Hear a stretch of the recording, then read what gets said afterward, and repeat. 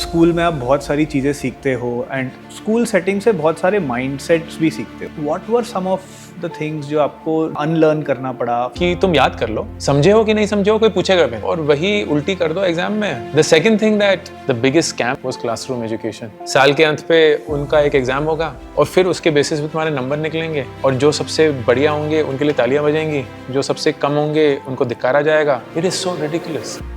आपने काफ़ी बात करी है at the time of your life your family was in a big debt. So at any point of time when I found myself struggling, only two things that I had: keep walking, काम करते रहो, and number 2, अगर ये सारी चीजें भी बर्बाद हो गई, सब कुछ हो गया, तुम सड़कों पे तो नहीं, you will have something. कि अगर आपको एजुकेशन मिनिस्टर बना दिया जाए, what will you do to bring in failure into the school system? School से ज़्यादा ना मुझे लगता है कि फेलियर की ट्रेनिंग घर पे होती है. ये भारत में बहुत होता है कि कोई छोटा सा बच्चा चलने की कोशिश कर रहा है, चलते चलते गिर जाता है और रोना शुरू हो जाता है. माँ पापा बच्चों को उठाते हैं और ज़मीन की ना पिटाई करनी शुरू कर देते हैं. And that is such a subconscious learning that will get embedded in the kid कि यार आई एम नॉट रिस्पॉन्सिबल और accountable for my decision, because if my decision go wrong I can always blame somebody else. आज का schooling system देख के what do you think that there are some pieces missing? Making your kids have a comfortable life is a short disaster. Don't make life comfortable for them. We're living in a world where there is no one path to succeed in life. And that means the only thing that you can do which will truly help you as a teenager is You've talked a lot about in your book called Epic Money. Yeah. You've talked about financial literacy, and if say Ankur Warikoo has to teach a lesson in financial literacy in grade 6, what would it look like? आप भी एक parent हो, एक father हो, and you know you're raising a young teenager. Yeah. Give me some examples कि school में बच्चे ने कुछ सीखा है and you have to get them to unlearn that. India is changing. The change is faster than ever before. Who are the people who are truly building the Bharat of tomorrow?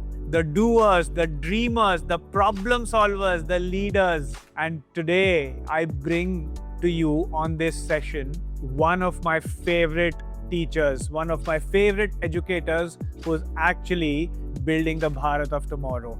Ankur Warikoo does not need any introduction.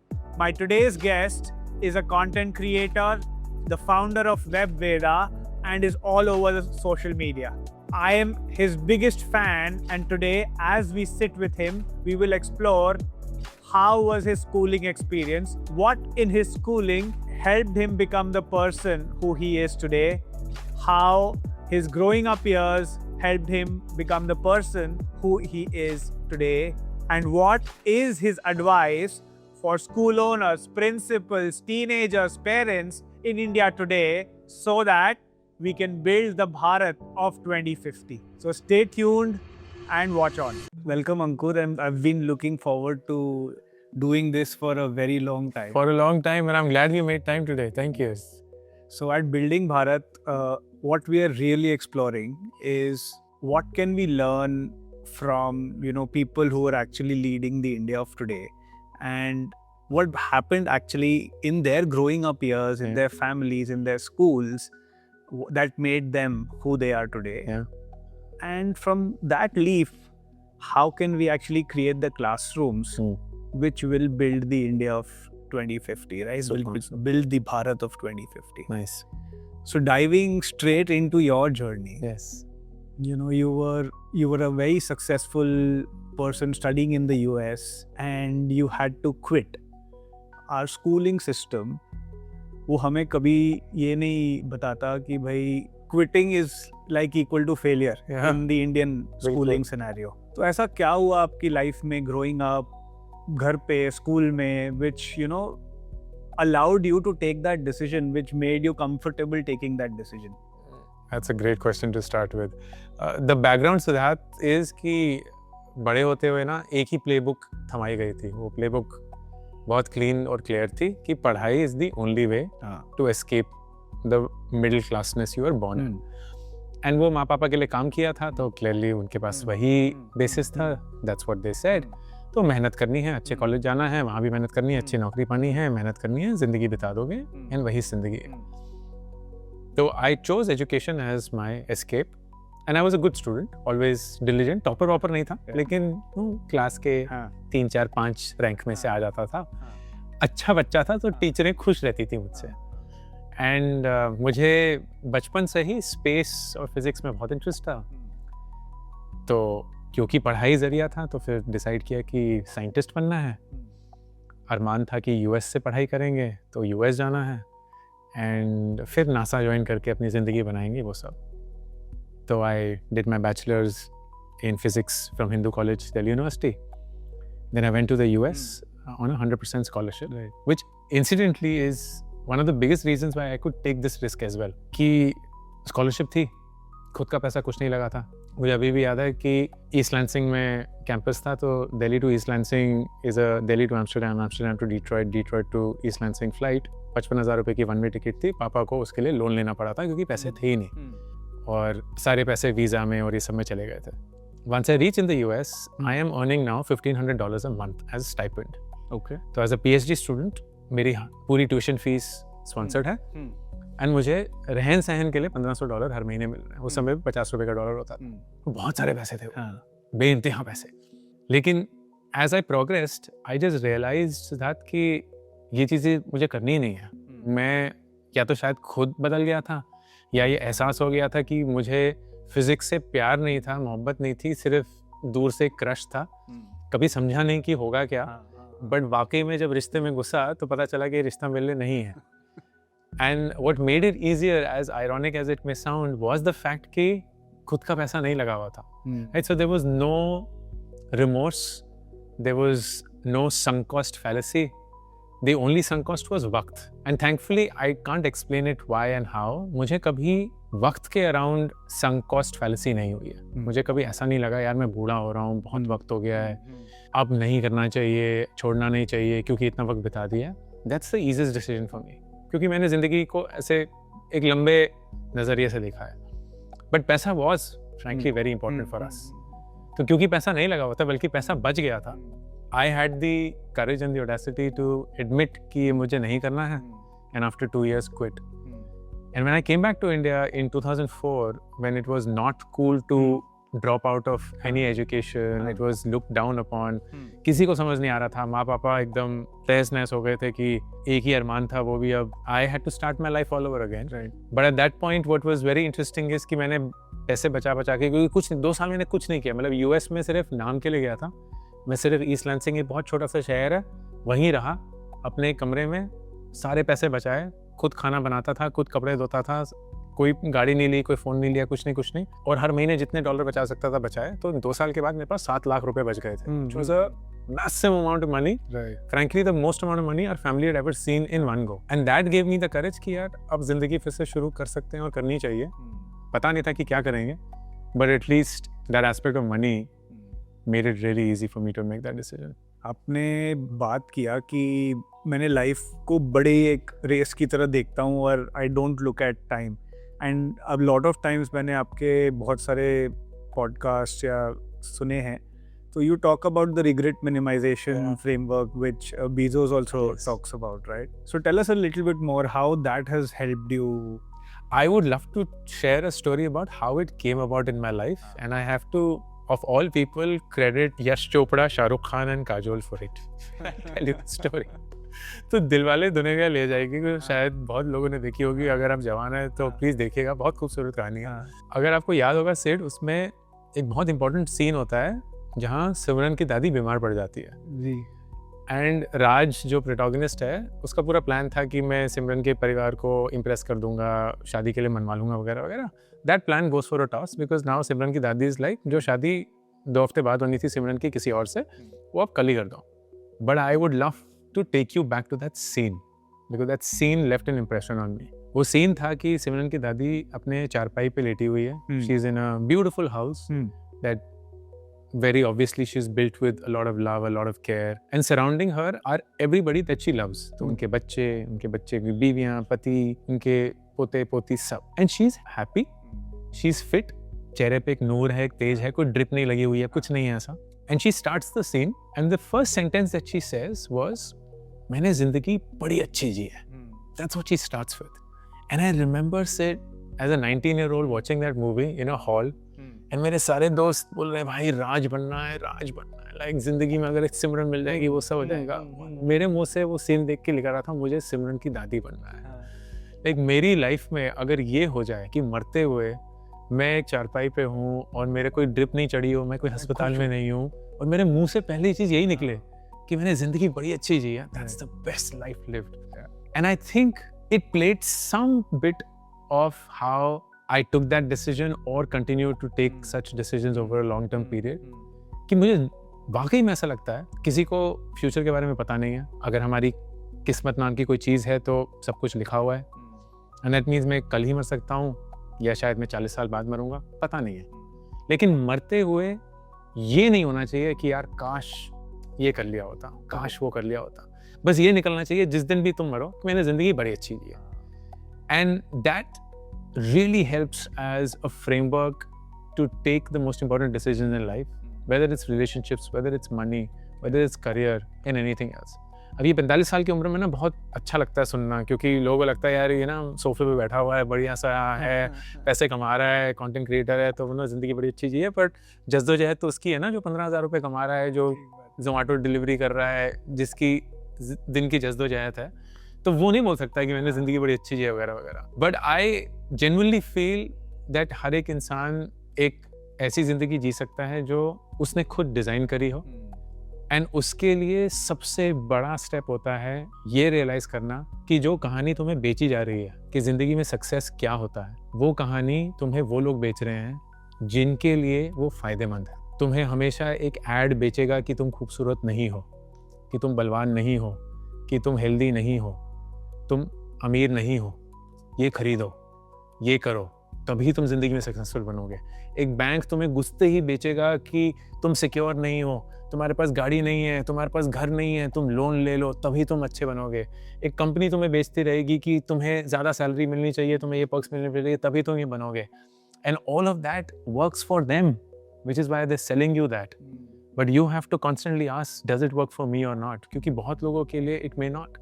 बहुत लोगों के लिए may be ये जो बड़े शहर की genuinely मुश्किल ज़िंदगी है उसको वो बहुत आराम बना सकते थे अगर वो पहाड़ों में जाकर खेती बाड़ी करते.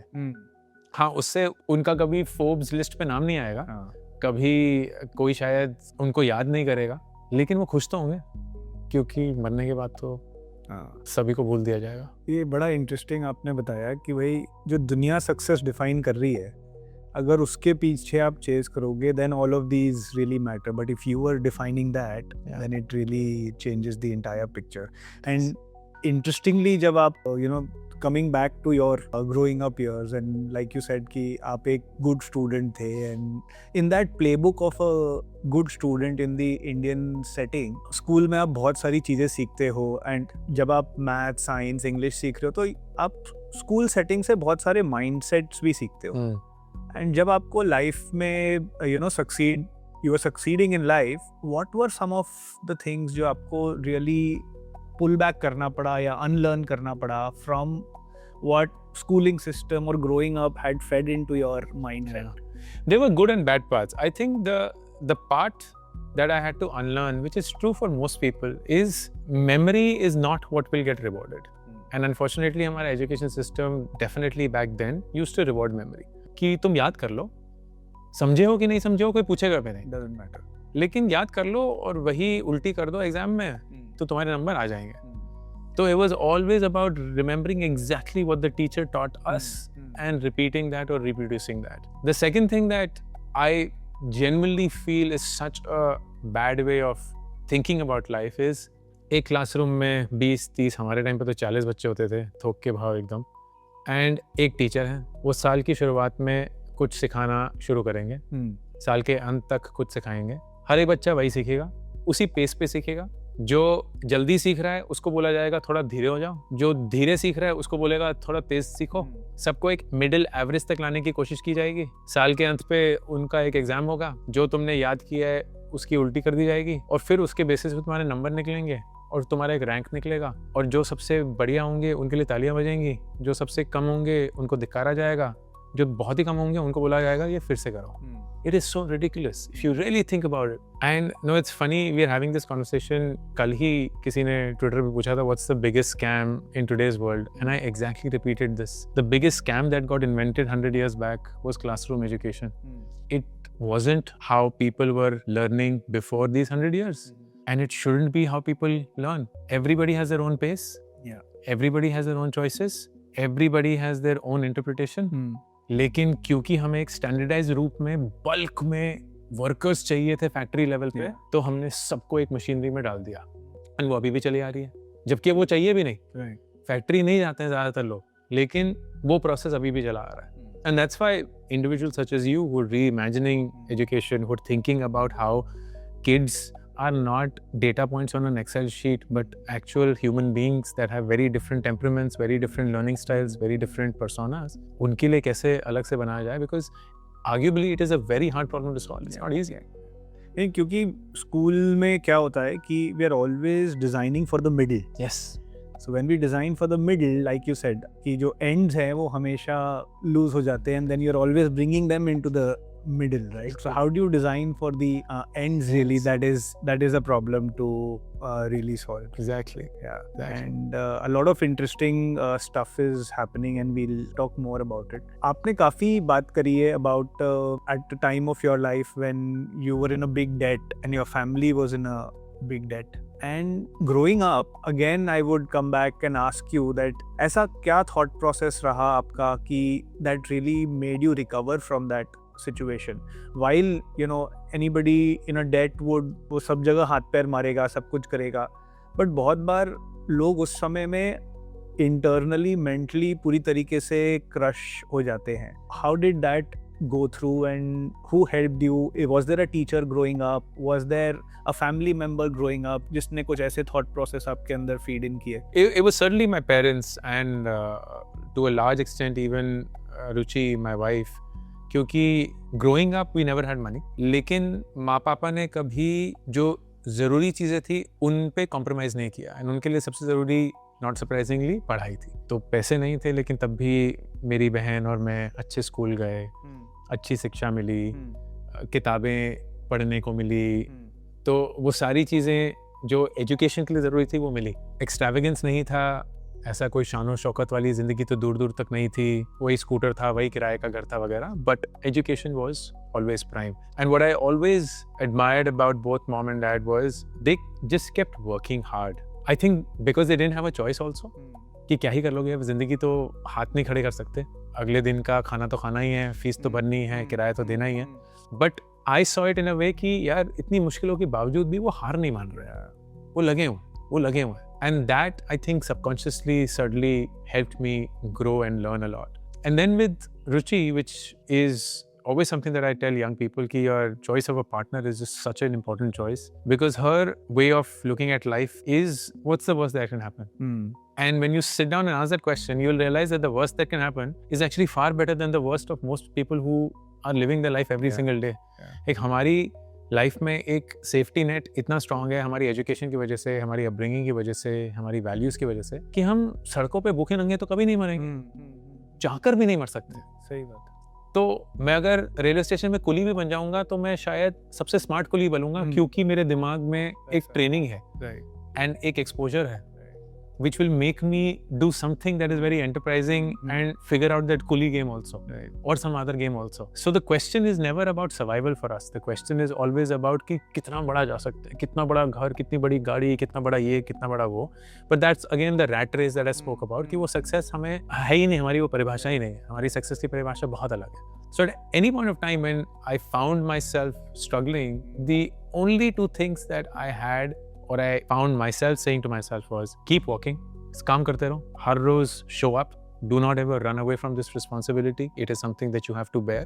And number 2, अगर ये सारी चीजें भी बर्बाद हो गई, सब कुछ हो गया, तुम सड़कों पे तो नहीं आओगे. You will have something, you will be able to manage and survive better than most people in this world do. So then give it your shot and you never know what happens.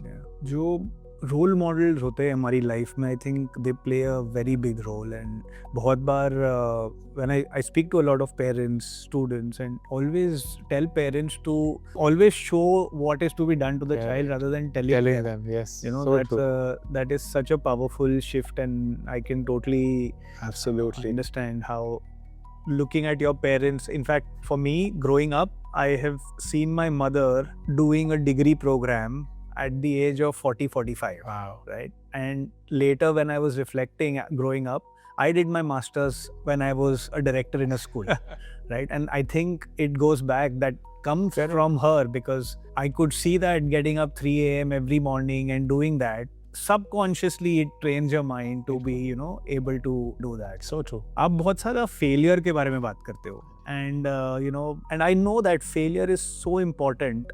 अगर हमें success चाहिए life में, तो failure के beyond वो हो नहीं सकता. Failure is going to be on the path. And you talk about a failure resume and stuff like that. I am interested to know कि अगर आपको एजुकेशन मिनिस्टर बना दिया जाए, तो what will you do to bring in failure into the school system? How will you bring that as a part of the learning process? I think the school से ज़्यादा ना मुझे लगता है कि फेलियर की ट्रेनिंग घर पे होती है.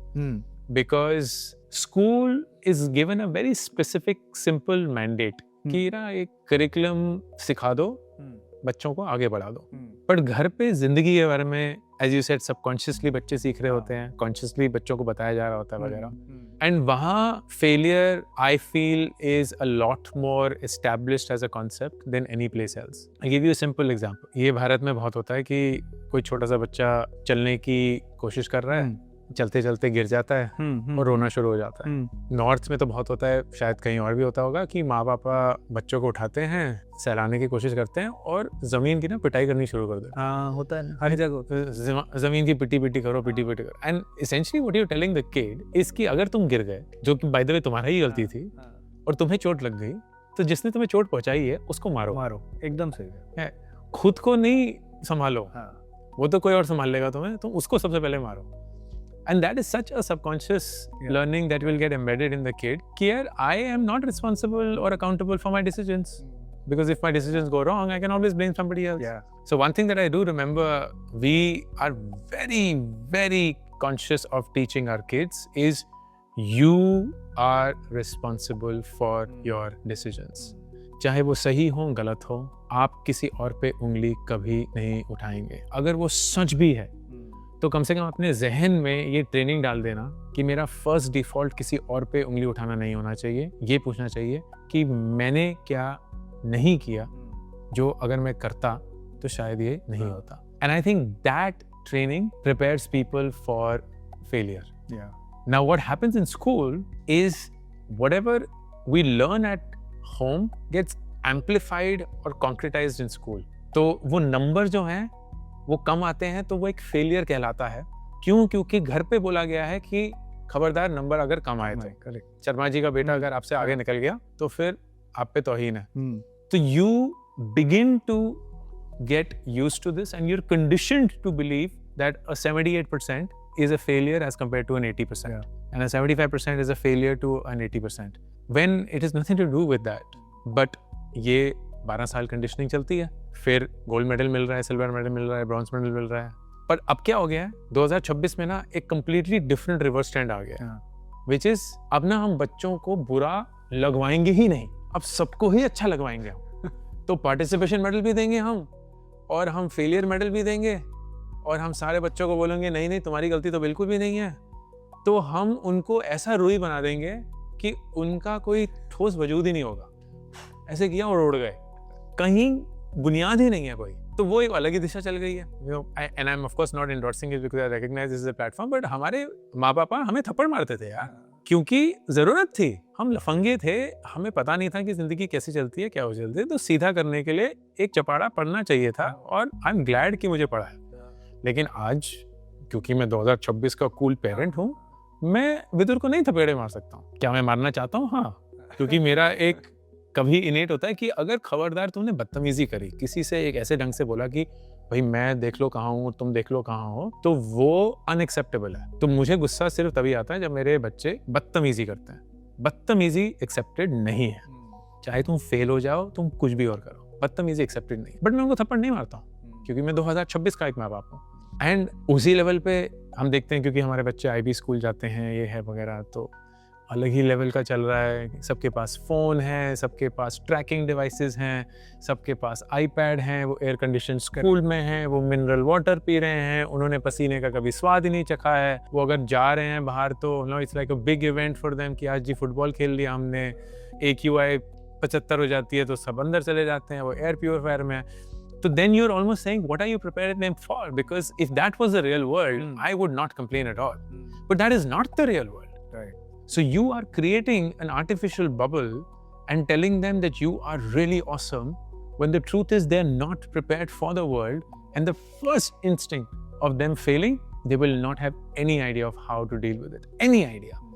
And that is why, you know, जब हम शुरुआत से पहले बोल रहे थे कि I have this constant angst against bad parenting, and not that I am qualified to say that, but I do feel that making your kids have a comfortable life is a short disaster for a difficult life ahead.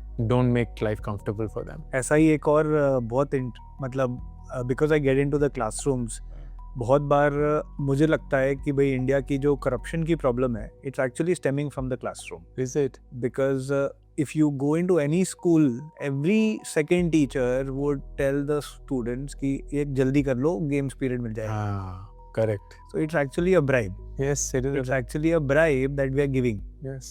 So we can't really blame the system if, you know, it is Conditioned in us. yeah, it is conditioned. So grade 1 nursery से आप bribe कर रहे हो कि ये कर लो, ये मिल जाएगा. So you are actually training that muscle to become stronger. बिल्कुल, बिल्कुल. So I can true. totally relate That's so to fascinating. Yeah, that is. what you're sharing, you know. Last time जब हम मिले थे, you were talking about your book Beyond the Syllabus. Yes. And I've gone through, you know, some pieces of it, and very interestingly it talks about life, teenagers. Tell us a little bit कि आज का schooling system देख के, what do you think should be infused into it, or you feel that there are some pieces missing in the existing space that you would like to have? I think the biggest message that I have is we're living in a world where there is no one path to where you want to go to. And that's changed so dramatically from the time when we were growing up. क्योंकि हमारे time पे there was actually only a few paths. Yeah. और जरिए नहीं थे. लेकिन आज it's infinite. And you are of course at the helm of it, Siddharth, but every single day I see kids who are doing such incredible stuff simply because they chose to defy the placed or laid out paths for them when they were in school. तो कोई छोटे से शहर में बैठकर किसी international client के लिए वीडियो एडिटिंग कर रहा है, कोई कंटेंट क्रिएशन कर रहा है, कोई कोडिंग कर रहा है, कोई डिजिटल मार्केटिंग कर रहा है, कोई मेडिकल टेक में है, कोई लीगल टेक में है. It's just absolutely opened up. So there is no one prescribed method to succeed in life. And that means the only thing that you can do which will truly help you as a teenager is to keep your ears and eyes open and explore as much as you can. And as we were speaking about, right, कि आजकल के कम से कम privileged बच्चों को इतना access, इतनी opportunities मिलती है जो हमारे टाइम पे बिल्कुल नहीं थी. तो उसको please इस्तेमाल करिए. I remember Ruchi and I having this conversation with Vidur. He loves playing football, and we were telling him, Vidur, कि हम ना thankfully एक ऐसे मकाम पे हैं जहाँ हम ये चीज़ें afford कर सकते हैं. तो आप फरीदाबाद में रह के एक फरीदाबाद के फुटबॉल कैंप जाते हो कोचिंग के लिए, बहुत बढ़िया, अच्छा है. लेकिन if you really want to do something about it, why don't you actually go to 2 months to Portugal, to the best football club that country has, study there, stay there, and get trained under the best possible people. And because we can afford it, we should not be like, nahi yaar, Faridabad hi theek hai. Because that is you not rising up to what the opportunity is in front of you. And it's the same thing कि अगर एक रायपुर में a 22-year-old girl whose parents don't allow her to go out because they're conservative, and she wants to make money, she wants to travel, she wants to do everything वगैरह वगैरह, she's like baby steps. तो she has started video editing for international clients. वो रायपुर में बैठ के 75,000 रुपये महीना कमा रही है, which is maybe 10 times the average salary जो उसकी कॉलेज उसको देगा, ठीक बात, जहाँ वो कुछ नहीं सीखने वाली है. And वो उसके माँ बाप को कोई आइडिया नहीं है कि वो 75,000 रुपये महीना कमा रही हो. वो बस बोलते हैं कि तुम दिन भर कंप्यूटर पे बैठ के क्या करती रहती हो, एंड शी इज एंजॉइंग वगैरह. एंड शी इज लाइक, मैं ना इतना पैसे बचा लूंगी तो 23-24 साल की उम्र में I will go for a MBA और something like that. I am hoping she doesn't, but let's say she wants to right now go for an MBA. But the thing is she has now taken charge, and she is not like 22 साल में हूँ, रायपुर में हूँ और मेरी शादी कर दी जाएगी और मैं अब यहीं रहूँगी और यही मेरी ज़िंदगी है. शी लाइक नहीं, I can design my life and that is the frankly the only message, because I don't think anybody here knows what the future is. इतनी तेजी से बदल रहा है कि कोई भी प्रेडिक्ट नहीं कर सकता है एकदम. तो फ्यूचर के लिए ना तैयारी मत करो, फ्यूचर के लिए तैयार हो. That is a huge difference. क्योंकि हम फ्यूचर की तैयारी करते थे, हमें इंजीनियर बनना है, हमें डॉक्टर बनना है, हमें लॉयर बनना है, हमें ये बनना है, तो हम उसकी तैयारी करते थे. लेकिन अब फ्यूचर के लिए तैयार रहो, एंड वो रहना is a mindset, it is not a classroom. Right. So since I am running the school, तो काफ़ी सारे पेरेंट्स पूछते हैं कि भाई Siddharth, where should I put my child in a college? एक corner in me tells me कि यार don't send them to college. I tell them कि give them a backpack and let them just travel for 6 months. Yes. Right? But ये मुझे पता है कि मैंने 1-2 लोगों को इनफैक्ट ये बोला भी. निकाल तो नहीं दिया मैंने बच्चों को स्कूल से. ऐसे स्कूल में हमें नहीं डाला, गंदी बातें बोल रहे हैं. They're like यार आप पागल हो गए हो. And I to reassure them I said कि यार if I have to do this for my son, and instantly his name is Vidhu. So I said I will do this for him. Correct. For sure. And for my daughter I'll do this if they agree. And last time when we met you said कि यार सिद्धार्थ मुझे अपने नाम के सामने 10 चीजें चाहिए. I want to be called a YouTuber, a LinkedIn person, a content creator, a business owner and whatnot, right? So I totally understand that, but I think a lot of times na parents, society pulls children back, right? So क्या what should career education do you think really should look like? क्या करना चाहिए schools में? I genuinely feel कि school ना कुछ चीज़ें बहुत अच्छा करता है, and I remember talking about what I didn't like from school, but I'll tell you the things that I did like from school. एक तो मुझे स्कूल का डिसिप्लिन बहुत अच्छा लगा. रोज सुबह 6 बजे उठना, तैयार होना, स्कूल यूनिफॉर्म पहनना, फिर वो पीरियड्स, फिर वो वापस जाके फिर ये होमवर्क वगैरह, वो एक दिनचर्या ना एक स्टूडेंट को सेट कर देता है, and that habit forming is really really good, especially somebody who does it in a devoted manner. दूसरा, you make friends for life and you know how you are evolving as a person as well. क्योंकि KG में तो आप सिर्फ खेलने के लिए दोस्त बनाते थे, लेकिन 12वीं कक्षा तक आते आते अब दोस्तों के लिए दोस्त बनाते हो. So it's a very very different way of dealing with it. And then third, I feel that the pressure helps you, at least it certainly helped me, manage your priorities well. चाहे वो आपका वक्त है, चाहे वो आपके decision making है कि कौन सा सब्जेक्ट को पढ़ूं, कौन सा नहीं करूं, 3 दिन बाद एग्जाम है वगैरह वगैरह.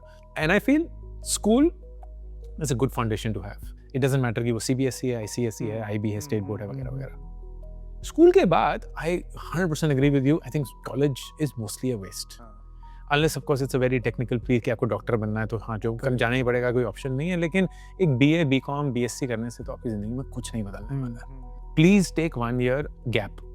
एक तो गैप ईयर की परिभाषा इस देश में इतनी खराब है, क्योंकि गैप ईयर इज कि मैं फिर से एग्जाम दूंगा. नहीं दोस्त, वो गैप ईयर नहीं होता.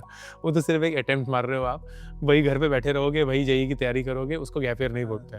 Gap year is when you are truly experiencing. So what I would love to do, and that is genuinely one of the ambitions and aims of WebVeda, is to create a gap year school. 1 साल का programme जहां बच्चों को genuine जिंदगी में क्या क्या होता है, कैसे कैसे होता है, वो सिखाया जाएगा. So they'll walk through everything, whether it's sales and marketing, it's finance, it's HR, it's technology वगैरह, have real life experiences. आप internships करिए, चाहे वो रेजिडेंशियल प्रोग्राम हो या डे बोर्डिंग हो या जो भी हो, ताकि उस 1 साल के अंदर बच्चे को ये पता चल जाए कि मेरे इंटरेस्ट क्या हैं, मैं उस इंटरेस्ट के तहत कहाँ जा सकता हूँ, क्या कॉलेज मिलने जरूरी होगा या एक इंटर्नशिप जरूरी होगी या सीधे नौकरी कर सकता हूँ या खुद का ही स्टार्टअप कर सकता हूँ वगैरह. And they have conviction and clarity of why that decision will work for them or is the right one at that point of time. That is what I would do. And I would equate it to some countries which have mandatory military for 2 years. It's not surprising that they have a very different product coming out consistently year after year after year after year. क्योंकि 2 साल की military training ना आपको इंसान बना देती है. Discipline आ जाता है, सब कुछ ही आ जाता है. You know how to follow command, you know how to take care of your body, you know how to take care of your mental health, you know how to be disciplined. So it teaches you a lot. अब हमारे देश में वो ज़रूरी नहीं है and होगा भी नहीं, लेकिन अगर एक चीज़ मैं एजुकेशन मिनिस्ट्री में मैंडेट कर पाता तो ये है कि कोई 12वीं के बाद कॉलेज नहीं जाएगा. 1 साल का ब्रेक लेगा और उस 1 साल में आपको कम से कम 6 इंटर्नशिप्स करनी है. वो फेक करनी है तो आपकी श्रद्धा है, आपको सही में करनी है तो बहुत कुछ सीख जाओगे.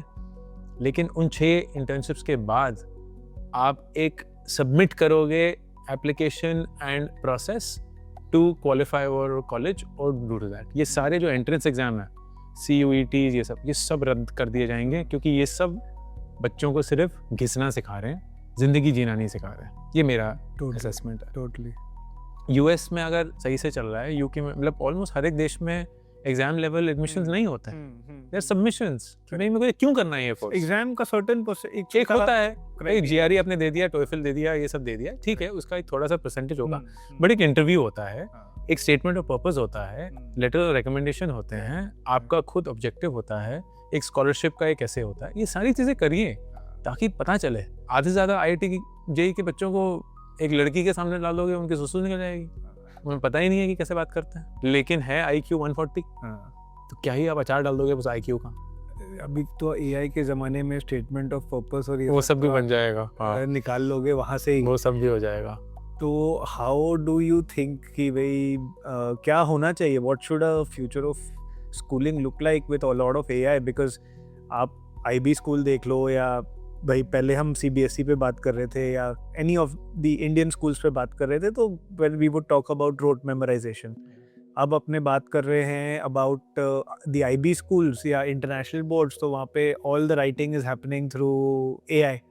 What next? What is it that we are really training for in the school? I think the future of education, the way that I would love for it to be, is hyper-personalized AI-based learning with human-assisted tutoring. That's the model that I think will evolve, and I would love for it to evolve. कि आप अपने pace पे अपने learning method के अनुसार सीखेंगे, आपको सिखाया जाएगा, highly customized, highly personalized होगा, वो आप ही के जैसे सीखना चाहते हैं वो सिखाने की कोशिश करेगा. And wherever you get stuck, because you will get stuck, and wherever you need bouncing of ideas and you need exchange of ideas, you will then go to a human cohort. It could be a group of students, it could be a tutor, it could be a teaching assistant, whatsoever. And I feel that hub and spoke model, where the hub will no longer be a professor or a teacher, but instead it will be a machine or a computer. That hub and spoke model, I feel, is the future. And there are clearly cases where this is happening already and proving to yield results. So, in fact, last 1 year, we are doing a pilot in one of our campuses called IgniteX. okay. Where the children are learning through applications, and there's exactly like what you said, there's a facilitator on the, who's helping them, coaching them, motivating them, helping them understand their own data, how they can push their data forward. So it's an interesting space. What it has really done, so there are about 9 students in this exact pilot, and what it has done, when I speak to these 9 parents, and there's a common thread in them, that my child is independent. I don't have to tell him or her what to do at home. He or she gives me solutions to my problem. Nice. That is so cool. That is so cool. And that is at the age of 8, 9 years. Wow. I think with AI, just asking questions, I think that would become like a really cool skill set. It's such a great teacher if you teach it how to teach you. And I use AI a lot for my daily jobs now, but very rarely to create, just to elevate, just to use it as a bouncing board. And the more we train students on that, the better the world will become. You've talked a lot about, in your book called Epic Money, you've talked about financial literacy, and for ages in maths, we've learned compound interest, simple interest, but never ever contextualize it to financial literacy. So how, if say Ankur Warikoo has to teach a lesson in financial literacy in grade 6, what would it look like? You're putting me in the spot. I think the example that I would give is, if you have 100 rupees and you grow at 10% every year, you would assume that you will add 10 rupees every year, which is the concept of simple interest. But the concept of compound interest, which is fascinating, is the first year you add 10 rupees, but the next year you add 11 rupees, and the next year you add 12.1 rupees, and the next year you add 14.4 rupees. So what's happening? Your money has not changed, the growth rate has not changed, but the amount of money you are earning every year is increasing. And if you now start plotting it, you will see that for the first few years it is slightly slow, and then it goes crazy. And that is what happens to your money. In fact, it happens to everything in life. When you are trying to learn piano or football or how to ride a cycle or anything like that, the first few lessons are really hard. ऐसा लग रहा है कि आप बढ़ ही नहीं रहे हो, आप कुछ सीख ही नहीं रहे हो. और फिर धीरे धीरे आप सीखना शुरू करते हो. हर क्लास में आप और ज़्यादा सीखते हो. एंड फिर by the end of the year आप एक क्लास में इतना सीख रहे होगे जो आपने पहले 3 महीने में नहीं सीखा. Correct. So that is compounding of skills. Is the same thing. आपके पहले शुरू में जो दोस्त बनते हैं, आपको लगता है कि अच्छा हाँ ठीक है, मज़ा आ रहा है वगैरह वगैरह, लेकिन जैसे जैसे दोस्ती गहरी होती रहती है आपको बहुत मज़ा आने लगता है. फिर आप घंटों उनके साथ फ़ोन पे हो और उनके साथ DM कर रहे हो, ये सब कर रहे हो. So that's compounding of relationships. The same thing happens with money as well. And I feel my biggest challenge as a teacher is particularly when I am teaching those in their 20s, the concept of compounding is compounding का सबसे important ingredient वक्त होता है. और उनको कोई idea नहीं है कि वो असली जिंदगी में काम कैसे करता है, क्योंकि उन्होंने वक्त को देखा ही नहीं. 20 साल की उम्र में आपने क्या ही वक्त देखा है. तो you have no choice but to believe in the power of compounding with blind faith, because there's no real life observation that will convince you that compounding exists. Unless, of course, and that's why you see sports people behave very differently. The only individuals by 20 who have experienced compounding are sports people. क्योंकि वो 5 साल से शुरू हुए थे. हाँ, so true. वो 8 साल से शुरू हुए थे. वो जिम्नास्ट, वो सुबह 6 बजे उठ के नॉक कर रहे हैं, खेल रहे हैं, जिम्नास्ट कर रहे हैं. उनको पता चला है कि कंपाउंडिंग क्या होती है. बाकी किसी भी स्टूडेंट को कोई आइडिया ही नहीं है बियॉन्ड द थ्योरी कि प्रैक्टिकली कंपाउंडिंग क्या होता है. And that is why I think financial literacy is a challenge. It is not for lack of knowledge. It is lack of observation. किसी को विश्वास ही नहीं है कि ये होता है, कि उन्होंने देखा ही नहीं है कभी. उन्हें लगता है ये मन गढ़ंत है, ये ग्राफ जो ऐसा एक्सपोनेंशियल कर्व है. अरे बकवास, ऐसे कुछ नहीं होता. और जब होता है तो फिर बहुत बाद में ही होता है. Very interesting. In fact, how about we just show them some of these examples, you know, it will become very interesting. आप भी एक parent हो, एक father हो, and you know you're raising a young teenager. ऐसे कब होता है? Give me some examples कि स्कूल में बच्चे ने कुछ सीखा and you have to get them to unlearn that. I don't think it has happened with us as far as I recollect, क्योंकि एक चीज़ जो IB में है is it focuses a lot on the thinking and the reasoning behind it rather than the actual concept itself. So what I find fascinating is कि हर एक student का ना interpretation of what they have learned is so different. क्योंकि उनको कुछ syllabus नहीं सिखाया गया है या उनको कोई definition नहीं दी गई है. उनको explore करने के लिए बोला गया है. So it's a lot of research, it's a lot of writing, etc. लेकिन ये अक्सर होता है कि विदुर, इनफैक्ट कल ही रात को हो रहा था, उसका आज मैथ्स का एग्जाम है और वो ना कुछ कॉन्सेप्ट्स हैं बेरिंग्स के या किसी कुछ इनइक्वालिटी के. मैं बोला विदुर आपकी क्यों सीख रहे हो यार, मतलब मुझे कोई आइडिया नहीं है कि ये आपकी ज़िंदगी में कहाँ यूज़ होगा. And he can't wrap his head around like आप क्या बोल रहे हो बाप. बोले ये स्कूल है, मतलब ये. एंड मैं बोल रहा हूँ कि आप ये क्यों सीख रहे हो, like why is this important. I understand trigonometry is important, I understand algebra is important, at least I don't know why inequalities are important, and certainly not to the extent that you are panicking about it कि आपको नहीं पता है. नहीं पता कोई फर्क नहीं पड़ता है, बाकी जो पता है वो ज़्यादा ज़रूरी है ना, क्योंकि नंबरों के लिए मत करो, सीखने के लिए करो, समझने के लिए करो. That's where I feel we're now beginning to, at least with Vidar, because he's in grade 9 going into grade 10, it's becoming very obvious that so many things we went through we never use, never ever use, and I don't know whether he will as well. That doesn't mean that he shouldn't go through him, but to panic and to be anxious about the fact that you don't know it just for an exam, that I wish wasn't there. अगर एक Bharat school अगर future में बनेगा तो आपके हिसाब से let's fill a dash कि उसमें डैश कम होना चाहिए और डैश ज़्यादा होना चाहिए. मुझे ना जितना भी मैंने, एंड आई एम श्योर आपने ज़्यादा पढ़ा है इसके बारे में सिद्धार्थ, जितना भी मैंने गुरुकुल टीचिंग के बारे में पढ़ा है ना, मुझे लगता है सबसे बेस्ट फॉर्म ऑफ टीचिंग था. रियल लाइफ लर्निंग, जहाँ सब कुछ सीख रहे हैं लेकिन सब कुछ हर एक इंसान नहीं सीख रहा. जिस चीज में आपको इंटरेस्ट है आप वो सीख रहे हैं. तो तीर चलाना अर्जुन ने भी सीखा, युधिष्ठिर ने भी सीखा, दुर्योधन ने भी सीखा, लेकिन द्रोणाचार्य को पता चल गया था कि अर्जुन ही है. तो फोकस वहीं करो, क्योंकि वो गोल्ड मेडलिस्ट बनेगा या वर्ल्ड नंबर 1 बनेगा और दूसरे किसी और चीज में बन जाएंगे. तो दुर्योधन तुम गधे वाली क्लास में ध्यान दो ना, क्योंकि वहीं तुम्हारा कैलिबर है. एंड युधिष्ठिर तुम पॉलिटिक्स एंड गवर्नेंस में जाओ, क्योंकि वहीं तुम्हारा कैलिबर है. So it's wonderful because it's discovery and it's residential. And it's earthy because you are making your own clothes, you're making your own food, you are making your own bed, you are doing it in a manner that is very close to a boarding, but not with the syllabus of what that boarding is, which is still very rote and very memory driven. So an experiential school that is residential. I remember having a conversation with a friend of mine who is an American, settled in India now. He went to a similar school. It was a school in Texas, if I'm not wrong, and was on a ranch. And they only had 7 students per batch. Yeah. And their job was to, of course, go through their education, but also to run the ranch. And ranch is like a huge farm.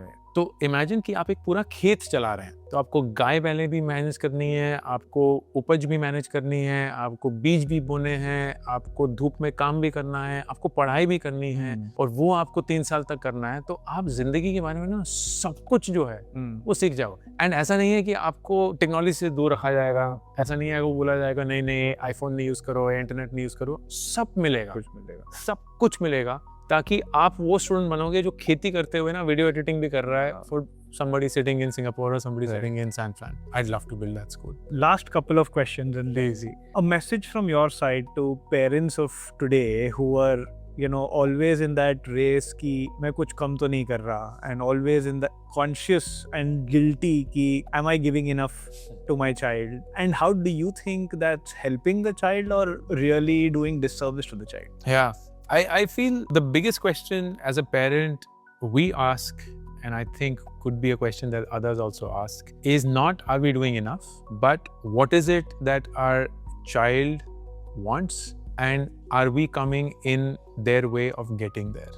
For example, Uzma, who's our 8-year-old, she doesn't like studying as much. She loves arts, she loves sports, she loves music, पर उसको maths, Hindi, English बहुत boring लगता है. तो हम पिछले हफ्ते ही बैठ के उससे बात कर रहे थे कि उस्मा स्कूल छोड़ दें. एंड फर्स्ट रिएक्शन वाज नहीं, because she loves school of her friends and so on. But then she was like school से निकाल के मैं क्या करूंगी? एंड वी वर लाइक आपको जो पसंद है आप वो करिएगा. तो आपको आर्ट पसंद है आप आर्ट करिएगा, आपको स्पोर्ट पसंद है आप स्पोर्ट करिएगा वगैरह. ऐसा नहीं है कि आप वेल टपाइया कर रहे होंगे, आप यूट्यूब देख रहे होंगे, ये सब कर रहे होंगे, लेकिन आप वही सीखेंगे जो आप सीखना चाहते हैं. क्योंकि बाकी सारी चीजें बेसिक लेवल पे आप सीख चुके हो, आपको पता है कि 1 + 1 2 होता है, 2 + 2 4 होता है, तो वो काफी है. अलजेब्रा अगर आपको नहीं सीखना है और नहीं माना है, मत सीखो. लेकिन जो चीज सीखना चाहते हो वो सीखो. And while she will not leave school because she loves it too much, I think that conversation was deeply revealing to me कि कहीं मैं ही अपने रोल एज अ पेरेंट में उनके लिए रोड ब्लॉक नहीं बन रहा हूँ. By doing excessively कि तुम इस समर कैंप पे भी चले जाओ, फिर वो भी कर लो, फिर वो क्लास भी ज्वाइन कर लो, फिर ये स्कूल भी कर लो, फिर ये लाइब्रेरी भी चले लो, ब्ला ब्ला ब्ला ब्ला. अगर मैं एक प्रोडक्ट हूँ, एक सर्विस प्रोवाइडर नहीं, तो think of your, and I often say this, that you have 2 roles. Either you can be a service provider or you can be a product. What is the difference? The service provider will understand your requirements, will understand your specs, and will make it happen for you, but it will always be reactive. तो सिद्धार्थ मुझे बताएंगे उन्हें क्या चाहिए, फिर मैं उनको वो बना के दूँ. लेकिन एक product is always trying to imagine from Siddharth's actions and movements कि उसे क्या चाहिए होगा, and give it to Siddharth before Siddharth even asking for it. तो व्हाट्सएप हमसे ये तो नहीं पूछता ना कि भाई तुम्हें क्या चाहिए. व्हाट्सएप हर 2 हफ्ते में एक नया वर्जन शिप कर देता है with new features, with new additions. Same is for every product. लेकिन एक सर्विस कंपनी आपसे पूछेगी सर कैसा लग रहा है, हम क्या इंप्रूव कर सकते हैं. तो आप रेस्टोरेंट में जाएंगे, कैसा लग रहा है, क्या इंप्रूव कर सकते हैं, ये खाना अच्छा नहीं, नमक कम है, नमक डाल देते हैं, अच्छा आपको ये चीनी कम लग रही है, चीनी डाल देंगे वगैरह वगैरह. As a parent you have to be a product. You have to be a product company which is observing the child and then figuring बच्चे को क्या चाहिए, so that there are no roadblocks to what they can accomplish or achieve. It has been such a pleasure to be in your company, and just your presence is, you know, really, last time as well when we met, it really uplifted me, and thank you for doing this. And as we close this, one last message to a school principal, because a lot of school principals I know listen to this, school owners listen to this. What would your message to them be?